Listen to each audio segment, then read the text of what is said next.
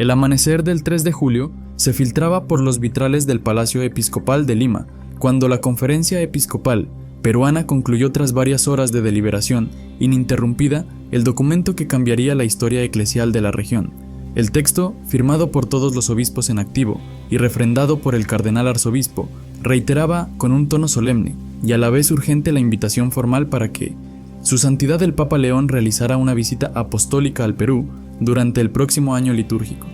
No se trataba de una cortesía diplomática, cualquiera era la culminación de meses de trabajo coordinado que había implicado consultas con nunciatura, cancillería, gobiernos regionales y sobre todo con las comunidades católicas más alejadas de los grandes centros urbanos. La redacción final evitó cualquier imprecisión jurídica, incorporó la fundamentación canónica prevista por el Código de Derecho Canónico y señaló con detalle las razones pastorales, el 580º aniversario de la primera misa en territorio peruano, la promulgación reciente del Plan Nacional de Catequesis y la necesidad de revitalizar la fe ante el avance sostenido de corrientes religiosas no católicas.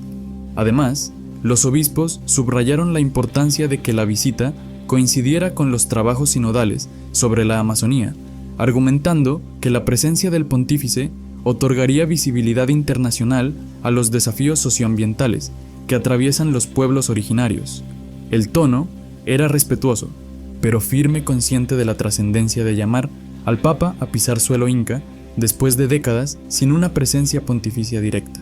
Mientras los secretarios episcopales preparaban las copias selladas en Roma, el cardenal prefecto de la Casa Pontificia revisaba ya con atención milimétrica las primeras comunicaciones que le llegaban desde la Nunciatura Apostólica en Lima. El Vaticano conocía la intención peruana desde marzo, cuando el presidente de la conferencia había adelantado los primeros borradores durante una visita ad limina. Sin embargo, las tensiones políticas recientes en el país habían hecho prudente demorar la carta definitiva hasta que el nuevo gabinete ministerial confirmara su apoyo logístico y presupuestario. Ese respaldo llegó a mediados de junio, en un encuentro reservado entre el ministro de Relaciones Exteriores y el nuncio, en el que se acordó la creación de un comité mixto de coordinación para garantizar seguridad, transporte y cobertura mediática. Solo entonces la Conferencia Episcopal consideró que todos los elementos civiles y pastorales estaban maduros. El proceso de elaboración del documento no fue lineal. Se habían presentado en las etapas preliminares reparos de parte de algunos obispos amazónicos que temían que la visita pontificia se convirtiera en un evento meramente urbano, centrado en Lima y Cusco, relegando las zonas selváticas a un segundo plano. Fue necesario incorporar al texto una cláusula explícita que solicitara como parte de la agenda una celebración litúrgica en Puerto Maldonado y un encuentro interreligioso con líderes de comunidades Shipibo-Conibo, Ashaninka y Aguajún.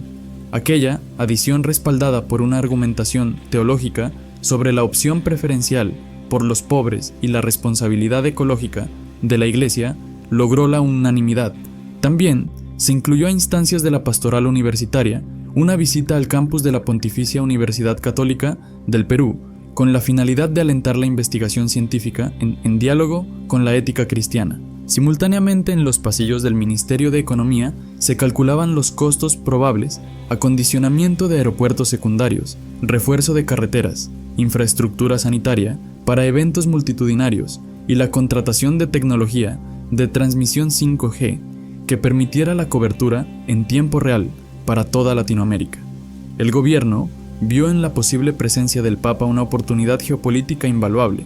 Podría proyectar al Perú como epicentro de un nuevo despertar religioso y turístico capaz de atraer inversión extranjera y fortalecer la imagen del país en organismos multilaterales.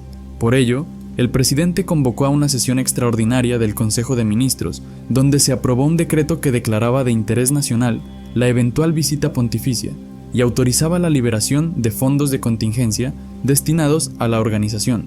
En la Santa Sede, el Papa León seguía el expediente con su método habitual, leyendo los informes impresos, subrayando pasajes clave y anotando al margen preguntas precisas sobre accesibilidad, contexto cultural y seguridad. Se reunió en privado con el secretario de Estado, quien le expuso los pros y los contras diplomáticos. El pontífice, conocido por su interés en la integración latinoamericana, se mostró especialmente atento a los datos sobre la migración venezolana asentada en ciudades peruanas.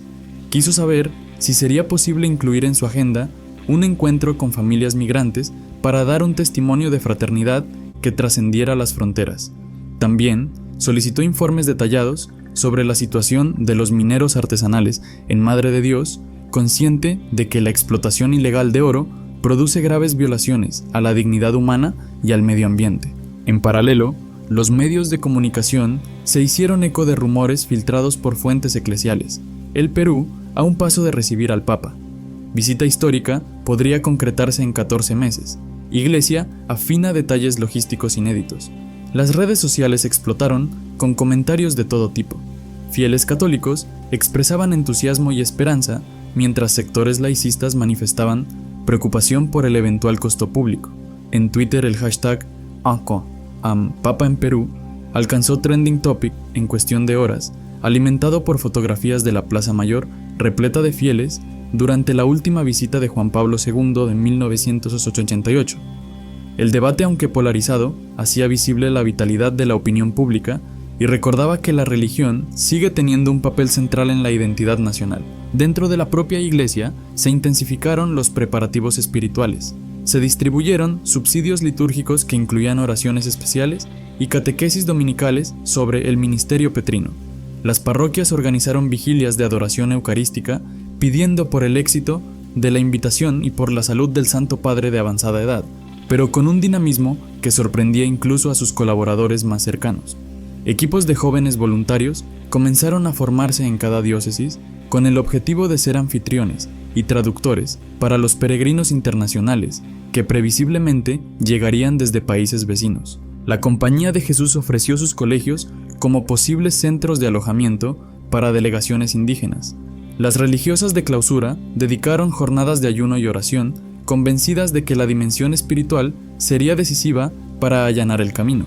Los obispos, por su parte, designaron comisiones diocesanas de cultura, liturgia y comunicación, todas enlazadas a un comité nacional que centralizaría los protocolos. Se hizo especial hincapié en la capacitación en materia de prevención de riesgos motivados por experiencias de otros países, donde la masiva afluencia de fieles había desbordado la capacidad de respuesta sanitaria. No faltaron voces críticas dentro del propio episcopado latinoamericano.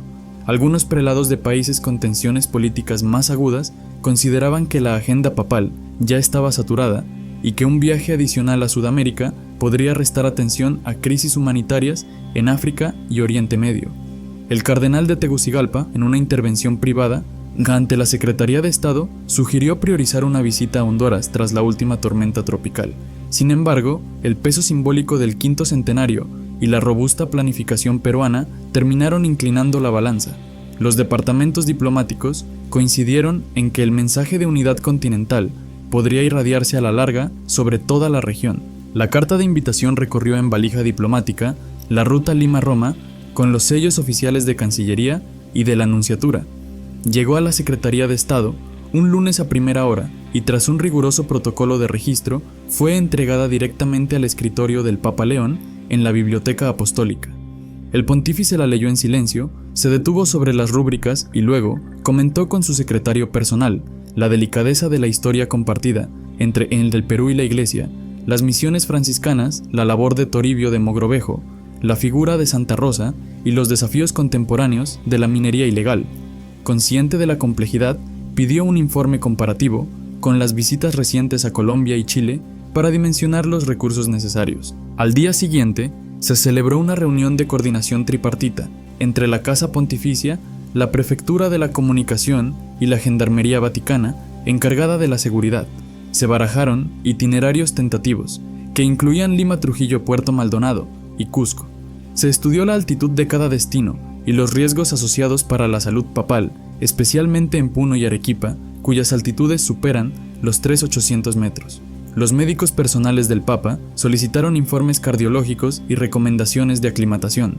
Al mismo tiempo, los responsables de protocolo analizaron la posibilidad de incorporar un acto penitencial en las ruinas de Sacsayhuamán para enviar un mensaje sobre la reconciliación histórica entre evangelización y culturas originarias. En el Perú, la noticia de que el Vaticano estaba evaluando positivamente la invitación desató una oleada de iniciativas populares. Comunidades campesinas empezaron a bordar mantos litúrgicos con iconografía andina. Escuelas primarias organizaron coros de niños que ensayaban cánticos en quechua y aymara. Artesanos de Ayacucho diseñaron retablos con la figura del Papa saludando desde el balcón del Palacio Arzobispal. La Comisión Nacional de Pastoral Juvenil lanzó un concurso de himnos oficiales, mientras la Conferencia Episcopal actualizaba diariamente su portal web con boletines que explicaban el estado de las negociaciones. Los analistas políticos observaron con detenimiento el impacto que tendría la visita en la agenda gubernamental. La fotografía del presidente junto al Papa, prevista para la firma de un acuerdo bilateral sobre protección del patrimonio amazónico, podía reforzar la popularidad del Ejecutivo en un contexto de protestas sociales recurrentes. Al mismo tiempo, organizaciones ambientalistas vieron la oportunidad de presionar por reformas más ambiciosas en materia de deforestación. Desde Washington, la OEA remitió un comunicado celebrando la potencial mediación moral de la Santa Sede en los conflictos amazónicos. A medida que crecían las expectativas, la Conferencia Episcopal envió emisarios a los santuarios marianos de América Latina para pedir oración y comunión espiritual. Desde Guadalupe hasta Aparecida, pasando por Luján y Chiquinquirá, los rectores de los templos incluyeron en sus intenciones la futura peregrinación peruana. En redes miles de fieles compartían imágenes de la Virgen de la Candelaria junto a la tiara papal. Este fenómeno de piedad popular espontáneo y transversal se convirtió en un motor de unidad que trascendía fronteras políticas y eclesiales. En el terreno académico, teólogos y sociólogos comenzaron a organizar seminarios sobre los efectos que una visita pontificia puede tener en la configuración de la religiosidad popular. Investigadores de la Universidad de Navarra y de la Universidad Católica de Chile se ofrecieron a colaborar con pares peruanos para recopilar datos comparativos. El Consejo Episcopal Latinoamericano, CELAM, anunció la creación de un observatorio permanente que mediría la evolución de la práctica sacramental antes y después del viaje. Las diócesis de la Sierra Central, tradicionalmente golpeadas por la migración y la precariedad económica, vieron en el evento una ocasión para reactivar sus economías locales. Pequeñas empresas de Huancavelica y Pasco empezaron a producir recuerdos religiosos crucifijos tallados a mano y rosarios de semillas amazónicas. El Ministerio de Comercio Exterior pronosticó un incremento del 12% en las exportaciones artesanales si la demanda internacional respondía al mismo ritmo que durante la Jornada Mundial de la Juventud en Panamá. Aunque la confirmación oficial aún no había llegado, el ambiente en el país se llenó de signos de espera. En los templos de barro de la costa norte, pescadores rezaban un misterio del rosario, pidiendo mareas favorables para ofrecer su mejor cosecha al Santo Padre. En las alturas de Puno, pastores de alpacas prometían donar la primera esquila para tejer una casulla de lana fina. Y en Lima, un grupo de empresarios católicos constituyó un fondo solidario para costear el viaje a la capital de familias humildes del interior. La recta final de la aprobación pontificia dependía ya de factores estrictamente logísticos y de la disposición del calendario internacional. El Papa León tenía comprometidos viajes a Filipinas y a la República Democrática del Congo, ambos considerados prioritarios por la Congregación para la Evangelización de los Pueblos. Aún así, la Secretaría de Estado dejó entrever que una ventana de 10 días en enero permitiría encajar la misión sudamericana sin alterar sustancialmente la agenda global. El anuncio definitivo, se adelantó, podría producirse durante el Ángelus del primer domingo de Adviento. En los pasillos del Vaticano, la posibilidad empezó a mencionarse con naturalidad. El servicio fotográfico ya analizaba locaciones emblemáticas para la toma de imágenes oficiales: la Basílica Catedral de Lima, el Santuario del Señor de Coiluriti y la ribera del río Madre de Dios al atardecer. Los expertos en protocolo insistían en equilibrar la solemnidad litúrgica con gestos de cercanía, conscientes de que la reputación del Papa como pastor de la periferia exigía momentos sencillos como visitas a hospitales y barrios marginales. Se planteó incluso un desplazamiento en mototaxi por un tramo corto, símbolo de la vida cotidiana limeña. Con cada nuevo rumor que salía de Roma, la prensa latinoamericana abría portadas a todo color. Revistas culturales publicaban infografías sobre la herencia barroca de las catedrales peruanas, mientras programas de debate político se preguntaban si la presencia papal influiría en la próxima reforma constitucional. El Banco Central de Reserva estudió la emisión de una moneda conmemorativa y la Sociedad Nacional de Gastronomía preparó menús inspirados en el viaje apostólico, fusionando recetas tradicionales con ingredientes amazónicos. El clero local, consciente de la magnitud del acontecimiento, reforzó los programas de formación de laicos. Se impartieron talleres sobre doctrina social de la Iglesia y sobre la encíclica Laudato Si, para que los voluntarios que acompañarían al Papa pudieran entablar conversaciones profundas con periodistas internacionales. El cardenal arzobispo de Lima envió una circular pidiendo homilías centradas en la figura de Pedro como roca de la unidad. En la misma línea, el obispo de Trujillo convocó a las hermandades de la Virgen de la Puerta a organizar procesiones preparatorias que sirvieran como catequesis viviente para los jóvenes. Entretanto, los equipos de seguridad realizaron mapas de riesgo que incluían desde eventualidades meteorológicas hasta posibles protestas de colectivos opositores. La Gendarmería Vaticana coordinó con la Policía Nacional y con la Marina de Guerra para establecer anillos concéntricos de protección sin desalentar la proximidad del Papa con la gente. Se previó el uso de vehículos híbridos blindados y se diseñó un sistema de evacuación aérea en helicóptero en caso de emergencia. La noticia todavía no oficial llegó también a oídos de organizaciones sociales distantes de la Iglesia. Algunos sindicatos manifestaron su intención de entregar cartas al pontífice denunciando la precariedad laboral en el sector minero. Organizaciones feministas anunciaron vigilias paralelas reclamando mayor compromiso de la jerarquía con la igualdad de género. Por su parte, la Asociación Nacional de Ateos programó conferencias para debatir la influencia de la religión en la esfera pública. Todo ello indicaba que la visita, de concretarse, sería un acontecimiento totalizador, capaz de catalizar debates identitarios sobre la nación y su futuro. En Roma, el Papa León dedicó una tarde a la oración en la capilla privada, reflexionando sobre las implicancias espirituales de poner pie en aquella tierra donde confluyen costas, sierras y selvas. Repasó mentalmente los desafíos: pobreza estructural, violencia doméstica, narcotráfico, deforestación, corrupción, política, descristianización juvenil. Pero también recordó la vitalidad de una fe popular que ha dado al mundo santos mártires y misiones heroicas. Al salir, confió a su secretario una frase que sintetizaba su discernimiento: «Si el Señor me concede fuerzas iré, y no llevaré otra cosa que la misericordia». En la penumbra del aula, Pablo VI, el cardenal prefecto de la comunicación, recibió la confirmación definitiva. El Papa León había tomado la decisión. Tras firmar la nota verbal dirigida al gobierno peruano, instruyó que el anuncio se hiciera público el siguiente domingo, durante el Ángelus. La noticia, redactada en latín y luego traducida al castellano e inglés, estipulaba que la visita apostólica se realizaría del 12 al 19 de enero e incluía 4 ciudades: Lima, Trujillo, Puerto Maldonado y Cusco. El comunicado enfatizaba el lema oficial, Custodios de la Casa Común, y aclaraba que la agenda tendría un enfoque pastoral, ecológico y social, con especial atención a los pueblos amazónicos y a la juventud. El domingo, señalado, la plaza de San Pedro se desbordó de peregrinos. Cuando el pontífice asomó al balcón, la multitud alzó banderas peruanas anticipando la histórica proclamación.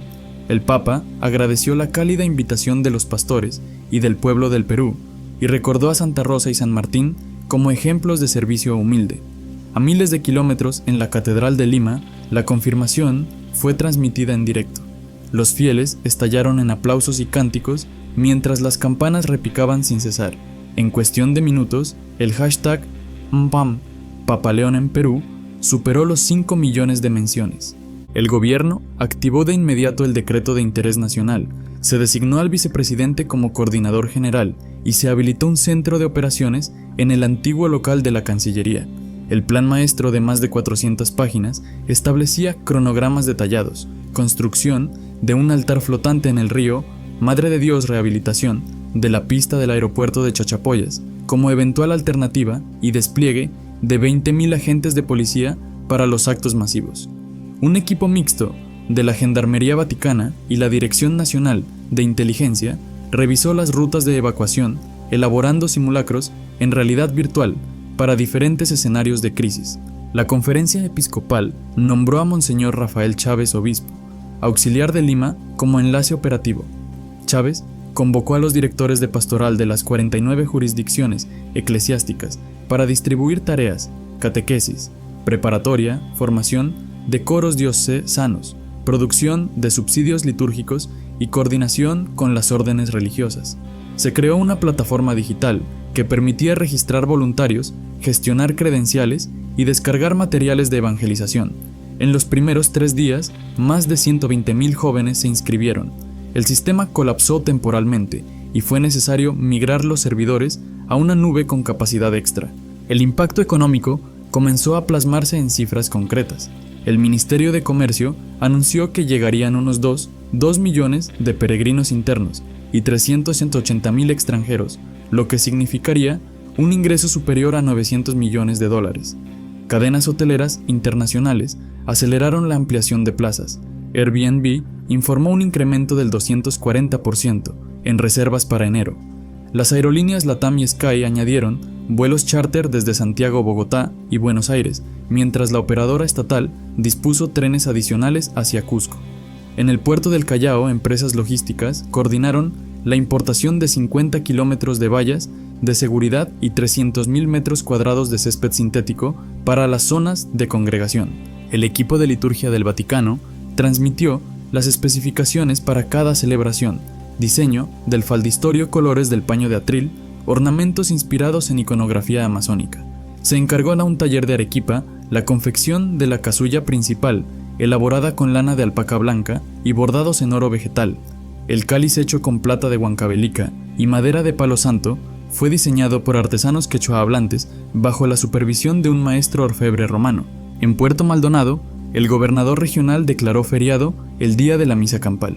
Brigadas de ingenieros civiles levantaron una plataforma de 60 metros de ancho sobre pilotes de acero hincados en la ribera, con muelles laterales para facilitar el acceso fluvial. La ceremonia se concibió como un símbolo de reconciliación entre la humanidad y la selva. El altar estaría coronado por un crucifijo tallado en un tronco de castaña o caída rescatado de una zona de tala ilegal. A ambos lados se instalarían pantallas LED alimentadas por paneles solares flotantes.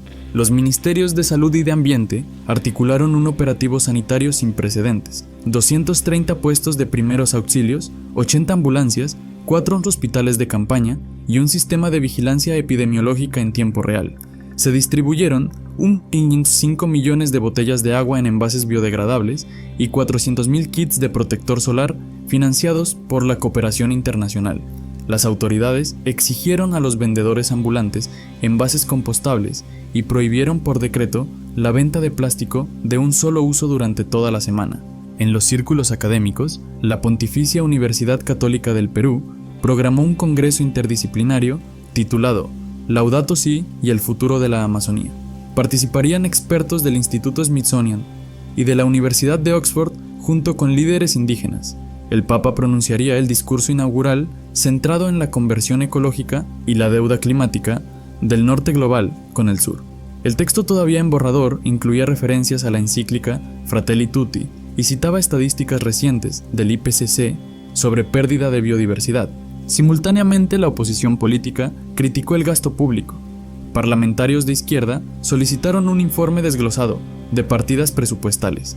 El ministro de Economía defendió la inversión, señalando que el 70% de los costos se recuperarían vía turismo y que el evento generaría más de 100,000 empleos temporales. Organizaciones laicistas presentaron un recurso de amparo ante el Tribunal Constitucional, argumentando que la declaratoria de interés nacional vulneraba la neutralidad del Estado. El tribunal admitió a trámite la demanda, pero la desestimó en menos de una semana, alegando que la Constitución reconoce la contribución histórica de la Iglesia al patrimonio cultural. En Roma, el Papa León mantuvo reuniones diarias con su Consejo de Cardenales para perfilar cada discurso. Deseaba abordar la corrupción, defender a los defensores ambientales y condenar la violencia de género. Insistió en reservar tiempo para visitar la cárcel anexo de mujeres de Chorrillos y compartir un almuerzo privado con 30 internas seleccionadas por capellanes. Solicitó además un encuentro ecuménico con representantes de iglesias evangélicas y organizaciones judías y musulmanas locales, subrayando que la fraternidad interreligiosa era innegociable. El aspecto de seguridad continuó exigiendo atención extrema. Informes de inteligencia detectaron la posibilidad de protestas de pequeños grupos anarquistas y amenazas difusas en foros clandestinos de Internet.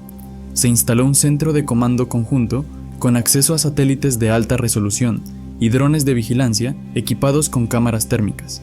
El protocolo contemplaba el uso de inhibidores de frecuencia, escáneres corporales no invasivos y tecnología de reconocimiento facial para identificar a personas con órdenes de captura vigentes. A nivel eclesial, las diócesis recibieron la instrucción de celebrar una misión nacional los meses previos. Equipos misioneros, compuestos por laicos religiosos y seminaristas, recorrieron barrios marginales, mercados, colegios y penales distribuyendo Biblias de bolsillo y estampas con el lema de la visita. En las cárceles, los capellanes registraron un aumento del 40% en la asistencia a la misa dominical. En las universidades, los grupos de pastoral universitaria organizaron círculos de lectura sobre la exhortación Christus Vivit. La prensa internacional comenzó a destacar la originalidad del programa. Sería la primera vez que un papa oficiara una liturgia a orillas de un río amazónico con presencia de más de un centenar de etnias. CNN en español envió un equipo de 60 personas. National Geographic anunció un documental siguiendo al pontífice desde su partida de Roma hasta su último acto en Cusco. Se firmó un convenio con la cadena estatal TV Perú para que las señales Clean Feed se distribuyeran de forma gratuita a todos los continentes. En Trujillo, la plaza de armas se convirtió en un colosal taller al aire libre. Carpinteros instalaban tarimas electricistas, tendían cableado subterráneo y artistas plásticos pintaban murales temporales con escenas del Evangelio fusionadas con iconografía mochica. Las hermandades locales entrenaban cuadrillas de cargadores para la procesión del Señor de los Milagros, prevista como acto previo a la homilía papal. Los hoteleros, ante la saturación, habilitaron habitaciones en contenedores marinos adaptados con aire acondicionado y baños químicos de alta gama. Cusco, punto culminante del viaje, diseñó un recorrido que incluía la explanada de Sacsayhuamán. Para minimizar el impacto sobre la piedra inca, se desplegaron plataformas modulares apoyadas en cojinetes de neopreno que distribuían la carga uniformemente. Arqueólogos supervisaban cada perforación y drones cartografiaban en 3D la zona para detectar microfisuras. El Papa presidiría una liturgia de la palabra al atardecer con participación de 500 niños, quechua y aymara vestidos con trajes tradicionales. La comunión sería distribuida por 800 ministros extraordinarios, todos previamente certificados en bioseguridad. Mientras tanto, se intensificaron los ensayos musicales. El coro nacional, de 150 voces, se unió a orquestas sinfónicas juveniles. La misa andina, compuesta por el maestro José Antonio Sarizaga, fusionaba quenas zampoñas y charangos con cuerdas clásicas. La partitura debía enviarse al Vaticano para su aprobación litúrgica y adaptación a la acústica de cada espacio, considerando la reverberación natural de las catedrales y las plazas abiertas. Al acercarse diciembre, un inesperado brote de dengue en la selva central amenazó con alterar los planes. El Ministerio de Salud, en coordinación con la Organización Panamericana de la Salud, lanzó una campaña de fumigación masiva y vacunación selectiva. Se distribuyeron mosquiteros tratados con insecticida en las comunidades ribereñas que recibirían al Papa. El Vaticano solicitó informes epidemiológicos diarios y recomendó añadir repelente de larga duración en los kits de bienvenida. En lo social, el viaje catalizó iniciativas solidarias. Empresas donaron ambulancias, universidades becas para estudiantes de regiones pobres y fundaciones internacionales comprometieron fondos para reforestar 10.000 hectáreas en la cuenca del río Tambopata. Se organizó una colecta nacional, 1 millón de árboles para el Papa, que movilizó a colegios y parroquias. Cada donante recibía un certificado digital con un código QR que permitía seguir el crecimiento de su árbol vía satélite. A pocos días de la partida, la Casa Pontificia autorizó la publicación de los discursos oficiales. El documento de Puerto Maldonado denunciaba la cultura del descarte que convierte a la Amazonía en botín e instaba a la comunidad internacional a un pacto de transición energética. El texto de Lima incluía un llamamiento a la reconciliación política y a la pacificación de los corazones, citando las heridas dejadas por décadas de violencia interna. Los analistas vaticanos señalaron que el tono combinaba la contundencia profética de Laudato Si con la ternura pastoral de Evangelii Gaudium. Finalmente, el 11 de enero, la nave papal A330 de Ita Airways despegó de Fiumicino. A bordo viajaban 75 periodistas acreditados, además de cardenales, sacerdotes y un grupo reducido de laicos. El protocolo establecía un menú inspirado en la gastronomía peruana, ceviche de setas quinoa, real con verduras y crema de lúcuma. En pleno vuelo, el Papa envió un telegrama de saludo al presidente de Brasil, sobrevolando su espacio aéreo, y otro al de Bolivia, recordando las raíces comunes de nuestros pueblos amazónicos. Mientras el avión atravesaba el Atlántico, en el aeropuerto Jorge Chávez, una guardia militar rendía honores. El papamóvil, un pick-up híbrido ensamblado en Lima, esperaba bajo un hangar decorado con flores de amancaes. A las 18:38 hora local, las ruedas tocaron pista y el pasaje estalló en aplausos.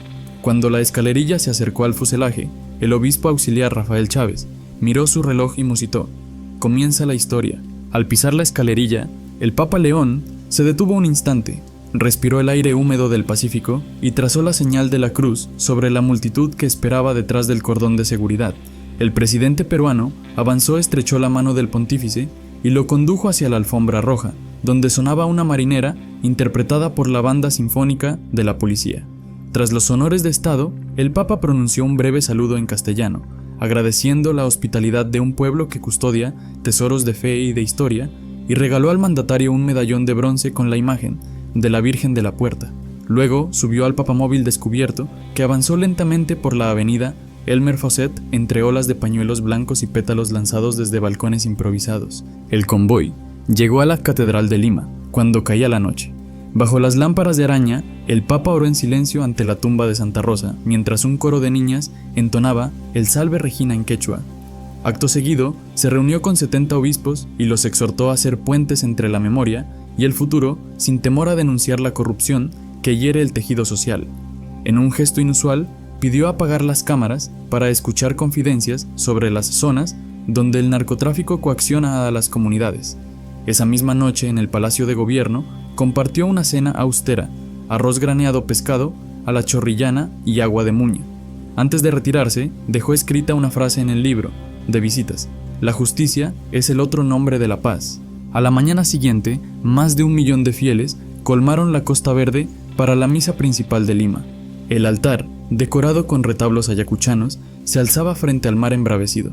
En la homilía, el Papa denunció las cadenas invisibles de la trata de personas y convocó a los jóvenes a soñar un Perú donde la dignidad no esté en venta. Durante la liturgia de las ofrendas, un grupo de migrantes venezolanos presentó una bandera tricolor bordada con la palabra fraternidad. El pontífice la besó y la colocó junto al Evangelio.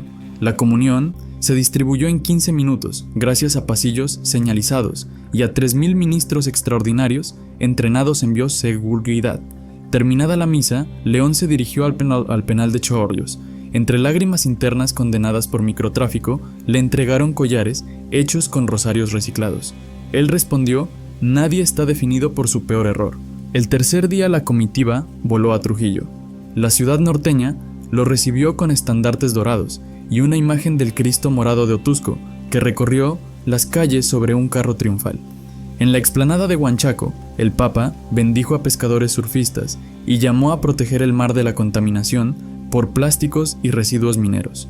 Durante el encuentro con familias damnificadas por el fenómeno de El Niño Costero, prometió interceder ante organismos multilaterales para acelerar los bonos de reconstrucción. Por la tarde, visitó el barrio Florencia de Mora Feudo, de pandillas, y rezó el Padre Nuestro con madres que han perdido hijos por sicariato. Esa imagen, capturada por drones, dio la vuelta al mundo y se convirtió en símbolo de reconciliación. El cuarto día, amaneció en Puerto Maldonado. El avión aterrizó entre bancos de neblina y canto de guacamayos. A orillas del río Madre de Dios, un león amazónico tallado en madera enmarcaba el altar flotante. Delegaciones, Yanesha Shipibo Conibo y Matsés, recibieron al pontífice con coronas de plumas. En su discurso, León acusó a los intereses extractivistas que devoran la selva y descartan a sus pueblos, y reclamó una moratoria sobre concesiones ilegales. Acto seguido, firmó con representantes nativos el Pacto de Tambopata, un documento simbólico que pide a la ONU reconocer la Amazonía como sujeto de derechos. La misa concluyó con el Gloria, interpretado en idioma Harakbut, mientras drones liberaban semillas encapsuladas sobre la ribera deforestada. Al quinto día, Cusco desplegó su fasto incaico. El Papa fue recibido en la explanada de Sacsayhuamán por heraldos vestidos de rojo y amarillo. Antes de iniciar la liturgia de la palabra, colocó una ofrenda de coca en una mesa ceremonial, gesto de respeto a la cosmovisión andina. Su mensaje versó sobre la memoria agradecida, que convierte las piedras vivas de la cultura en cimientos de una patria fraterna. Se refirió a la violencia machista que azota la región y pidió un pacto social donde el varón no sea señor, sino compañero. Al caer el sol, 500 antorchas delinearon las murallas ciclópeas, mientras un coro de niños aymaras cantaba el Magnificat. Aquella noche, el Papa cenó con líderes juveniles emprendedores que impulsan proyectos de turismo sostenible. El penúltimo día estuvo dedicado al diálogo interreligioso en la Universidad Católica. Participaron imanes rabinos y pastores evangélicos, junto a académicos laicos. El Papa planteó un humanismo pluriversal y citó a José María Arguedas para afirmar que todas las sangres caben en la misma nación. Firmó un convenio con la Casa de Estudios para becar a 100 alumnos amazónicos en carreras en STEM. Por la tarde en la Nunciatura recibió a víctimas de abusos clericales, les pidió perdón mirando a los ojos y prometió acelerar los procesos canónicos pendientes. Acto seguido, anunció la creación de un observatorio independiente de protección del menor con sede en Lima. Cada jornada generó métricas inéditas. El Ministerio de Comercio reportó 1 millones de peregrinos internos y 420,000 extranjeros. Los hoteles alcanzaron ocupación plena. Los restaurantes aumentaron ventas en 40%. Los servicios de transporte interprovincial movieron 2,8 millones de pasajeros. El gasto directo superó los 150 millones de dólares, rebasando proyecciones. En redes sociales, Gata Custodios de la Casa Común obtuvo 12,000 millones de impresiones y se tradujo a 23 idiomas. Estudios de la audiometría situaron la Misa de Lima como la transmisión más vista en la historia de la televisión peruana. El último día, el Papa celebró una liturgia privada en la capilla del arzobispado. Luego, en la base aérea de Las Palmas, pronunció un mensaje de despedida, agradeció la alegría que brota de la esperanza activa y recordó que la visita termina la misión, continúa. Entregó al presidente un ejemplar manuscrito de su homilía amazónica. Antes de subir al avión, soltó una paloma blanca hacia el cielo encapotado. La escalera se levantó y con un giro lento, el Airbus tomó rumbo a Roma, mientras los presentes entonaban el himno nacional. El balance inmediato fue contundente. El Congreso aprobó por unanimidad la Ley de Protección Integral de la Amazonía congelada desde hacía 5 años. El Ejecutivo decretó estado de emergencia sanitaria en las cárceles hacinadas y destinó fondos extraordinarios para programas de reinserción.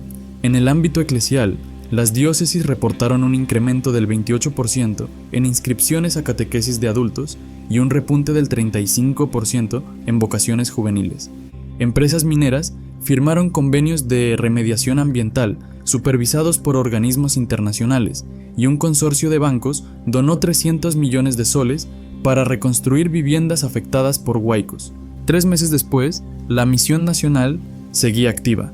Equipos parroquiales plantaron el árbol número 1.000.000 cerca de Pucallpa y satélites confirmaron la tasa de supervivencia del 92%. La Pontificia Universidad presentó los primeros proyectos de investigación de la Cátedra Laudato Si'. El Papa desde Roma envió un videomensaje agradeciendo la siembra de esperanza que ya germina. Analistas coincidieron en que la visita reconfiguró el tablero regional. Países vecinos anunciaron planes para replicar el modelo de alianzas socioambientales y la Unión Europea propuso incluir el Pacto de Tambopata como referencia en su estrategia de biodiversidad.